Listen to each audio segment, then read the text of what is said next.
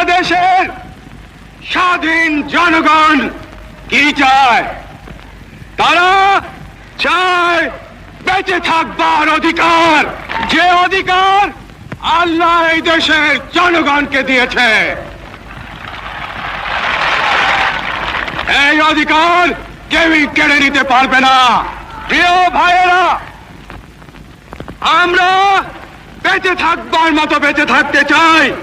আমরা চাই শান্তি, যাতে আমাদের দেশের সর্ব জায়গায় সব লোক শান্তিতে বসবাস করতে পারে, শান্তিতে কাজকর্ম করতে পারে, শান্তিতে ব্যবসা বাণিজ্য করতে পারে, শান্তিতে রাত্রেবেলা নিদ্রা যেতে পারে।